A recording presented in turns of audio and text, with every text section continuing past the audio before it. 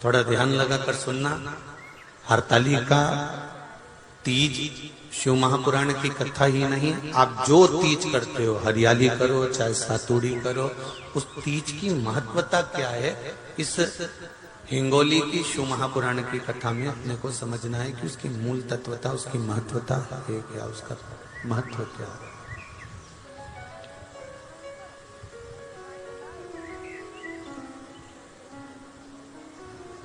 भगवान ब्रह्मा, भगवान विष्णु और भगवान शिव,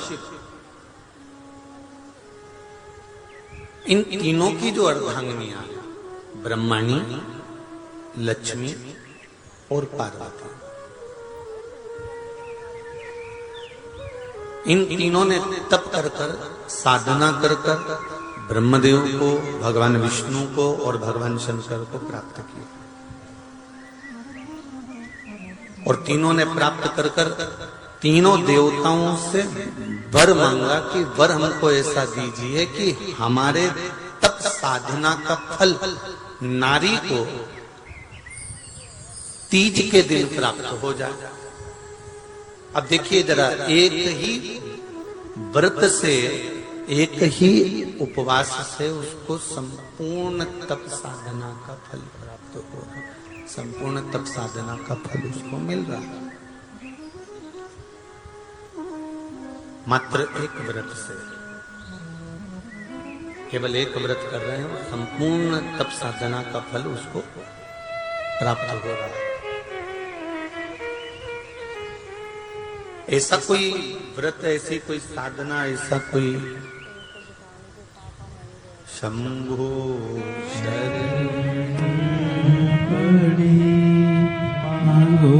घड़ी रे घड़ी मुख काटो, दया करी मैं दर्शन आपो, शंभो शरण घड़ी मांगो घड़ी रे घड़ी दुख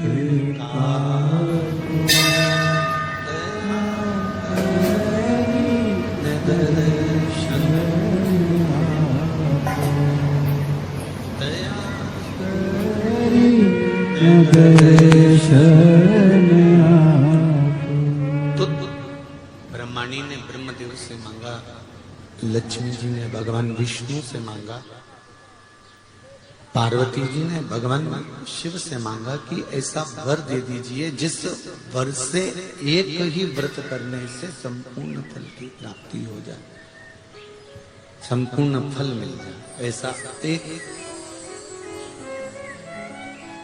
व्रत का फल दे दीजिए, मात्र एक व्रत का। अब देखिए, हरियाली तीज करने वाली माताएं थोड़ा ध्यान से सुनना।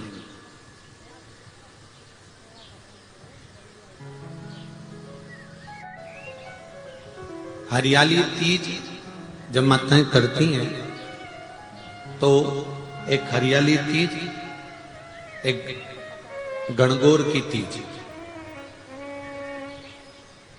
ये दो तीज के व्रत ऐसे होते हैं जिसमें जब माताएं करती हैं तो उस समय पर उमा, ब्रह्माणी और लक्ष्मी,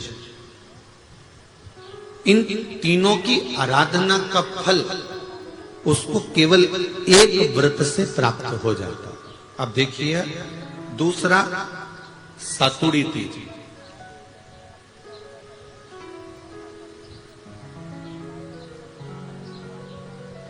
इसमें उमा और महेश्वर, उमा और महेश, ब्रह्माणी और लक्ष्मी, इन चार के व्रत तप का फल एक साथ सातुड़ी तीज के दिन प्राप्त हो जाता। अब एक आती है हरतालिका तीज। आप लोग करते हो हरतालिका? यहाँ लोग करते कि नहीं करते? करते हैं यहाँ पे हरतालिका? कौन कौन करता है? जरा हाथ उठाओ तो जरा। अरे सभी करते हो, रखो रखो, बहुत बढ़िया, बहुत अच्छी बात। एक आती है हरतालिका तीज। इस तीज का व्रत माता पार्वती बेल वृक्ष के आनंद के साथ में फुलेरा बनाकर करती है, और जिसमें इस हरतालिका में माता पार्वती जी के जितने जन्म पहले हुए हैं, माता पार्वती का जन्म तो 52वें नंबर का, 52 नंबर पे माता पार्वती का जन्म है। इससे पहले तो माता के 51 जन्म पहले हो चुके हैं, 51 जन्म माता पार्वती का पहले हो चुके हैं। तो वो जितने जन्म माता पार्वती पूर्व में ले चुकी हैं, ब्रह्माणी जितनी बार ब्रह्मदेव के साथ में विराजमान हो चुकी हैं, इंद्राणी जितनी बार इंद्र के साथ विराजमान हो चुकी हैं, और लक्ष्मी चाहे वो राधा के रूप में हो, चाहे वो रुक्मणी के रूप में हो, चाहे वो सत्यभामा के रूप में हो, चाहे वो यमुना के रूप में हो, चाहे वो गंगा के रूप में हो, जितनी बार माता लक्ष्मी ने रूप धारण करे हैं वो सब रूप में, और माता पार्वती अपने सारे रूप में, ब्रह्मणी अपने सारे रूप में, लक्ष्मी अपने सारे रूप में इस हड़तालिका तीज के व्रत को करने के लिए आतुर रहती हैं, और इस व्रत को कर कर एक दिन में ही संपूर्ण विश्व का जितना तप है, साधना है, उपवास है, सबका फल एक साथ एकत्रित कर लेती हैं केवल एक व्रत में, हड़तालिका तीज। अब एक बात ध्यान से सुनिएगा, सारे व्रत आपका अगर स्वास्थ्य खराब हो गया तो आप व्रत छोड़ सकते हो। जितने भी व्रत आप लोग कर रहे हैं पूर्व के, सोमवार, मंगलवार, एकादशी, छठ, पंचमी, चतुर्थी, अगर आपका स्वास्थ्य खराब है तो आप उस व्रत को छोड़ सकते हो, सारे व्रत को छोड़ सकते हो।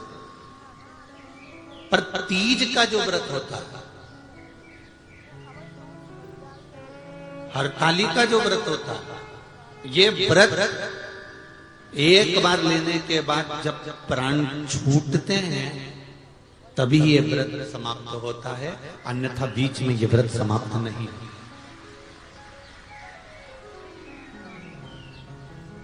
ये व्रत समाप्त होता ही नहीं है। अगर शरीर से नहीं बनता कि अब हमारी अवस्था हो गई, अब शरीर से नहीं बन रहा है, तो भले एक पहर की पूजन कर कर, एक पहर का नियम धारण कर कर, एक पहर का स्मरण कर कर, एक पहर का पूजन कर धारण करो, और उसके बाद में भले आप थोड़ा सा जो भी आपको लेना है वो कर लो, पर इस व्रत को करना ही पड़ता है। इस व्रत का नियम ही यही है। इस व्रत पार्वती मैं तुम्हें प्राप्त हुआ हूं, ये हरतालिका तीज के व्रत का फल है। शिव जी कहते हैं पार्वती जो नारी हरतालिका तीज के व्रत का स्मरण करती है, फुलेरा जो बांधा जाता है उसमें 5 माला से ज्यादा माला लटकना चाहिए, 5 से कम नहीं। कितनी? जैसे माला जो लटकाते हो वो 5 से ज्यादा होना चाहिए। 5 तो जया, विषहरा, शामलीबारी, दौतली, देव, इससे अधिक होगी चलेगा, पर इससे कम फुलेरे के अंदर माला नहीं होना चाहिए महाराज। दूसरा, फुलेरा जहां हरतालिका व्रत हो वहीं पर बांधा जाता है। हरतालिका तीज का व्रत एक ऐसा व्रत होता है जो मरते दम तक रहता है। इस व्रत को छोड़ा नहीं जाता। ये नहीं कि सियोर वाले गुरुजी ने कहा और अपन ने एक बार कर लिया और अगली बार वो व्रत गायब हो गया, ऐसा नहीं है। हरतालिका तीज अखंड सौभाग्य के लिए, वंश वृद्धि के लिए, कार्य सिद्धि के लिए, और कुंवारी कन्याएं उत्तम वर प्राप्ति के लिए, आनंद सुख के लिए करती हैं। ऐसा नहीं है कि केवल स्त्री ही करती है। जब नारी किसी कारणवश व्रत नहीं कर पाती तो पुरुष इस व्रत को धारण करते हैं। 30 अगस्त को, यही 30 तारीख को, कल 29 है, परसों 30 तारीख को हरतालिका तीज रहेगी। आप सब अपने हृदय से, मन से इस व्रत को कर कर अपने जीवन को सार्थक बनाइएगा। जो करते हैं, कितने लोग करते हो जरा हाथ उठाइए, हरतालिका तीज इतने सारे करते हो। अरे बाबा धर लो, प्रणाम प्रणाम, आपको बहुत बहुत नमन करता हूं, बहुत बहुत सारा। फुलेरा बांधते हो? नहीं, अब की बात बांधना। मंदिर में करते हो तो मंदिर में, घर में करते हो तो घर में।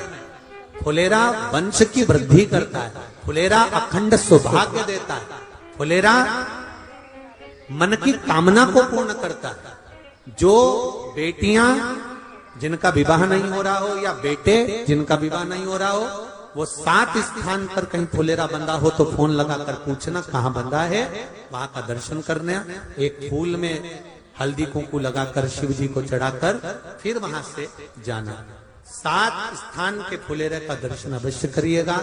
जो व्रत नहीं करते हैं उनसे निवेदन है, कहीं हरतालिका हो रही हो तो वहां बैठकर अगर भजन हो रहे हो तो थोड़ी देर भजन गाने चले जाना। अपने मोहल्ले में, कॉलोनी में, सोसाइटी में कहीं हरतालिका तीज का व्रत हो रहा हो तो 2-4 मिनट जाकर दर्शन जरूर करना, जिससे भोलेनाथ आपका अखंड सौभाग्य करे और आपके मन की कामना पूर्ण करे।